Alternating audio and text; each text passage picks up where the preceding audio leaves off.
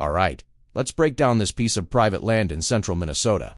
I want to walk you through exactly how white-tailed deer are likely using this property throughout the day, from where they bed to where they feed, how they travel, and finally, those hidden spots where mature bucks feel safe enough to move. Looking at this property from an aerial view, the first thing that jumps out is that large block of timber on the west side, with open agricultural ground stretching out to the east and southeast. This classic mix of cover and open ground creates very predictable deer movement, especially once hunting pressure starts to pick up. Most of the daytime bedding is going to happen inside that thick timber on the west side. Specifically, look just inside that edge, where deer can bed down with a west or northwest wind at their back, and watch the open field to the east. Mature bucks, in particular, will seek out slightly elevated or thicker pockets within that western timber.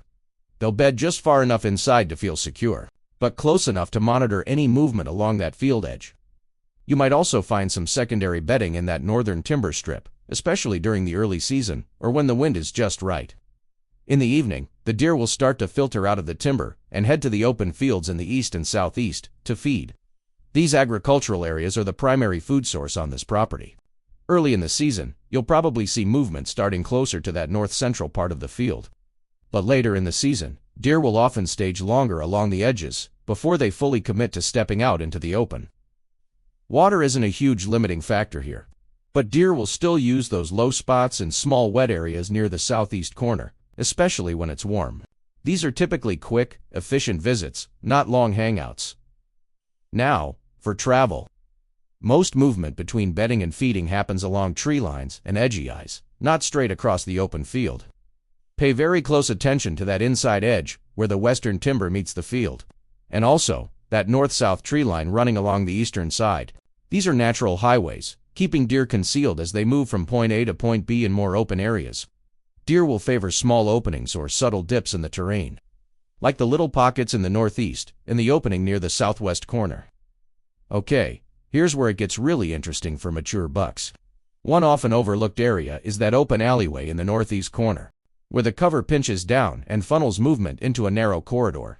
Bucks will use this route in low-light conditions, especially during the pre-rut and rut, because it lets them move while staying just off the main deer highway. Another he values spot is the fence line along the northern edge of the property. Linear features like this let mature bucks scent check the feeding areas from a distance while staying hidden, making it a prime late afternoon and early evening travel route. These are the kinds of places that might not show a ton of sign, but they consistently produce daylight movement from older deer. So, to recap the daily pattern. Early mornings, expect movement back into that western timber, especially along the inside edge. Midday, most deer, and especially mature bucks, will stay bedded in the western and northern cover. Then, late afternoon and evening, the movement shifts east, toward the feeding areas, with those mature bucks using secluded routes like the northeast alleyway and the northern fence line. When you break a property down into bedding, feeding, travel, and security, patterns like this become much easier to predict. On a setup like this one, patience, wind, discipline, and hunting just off the obvious sign can make all the difference in the world.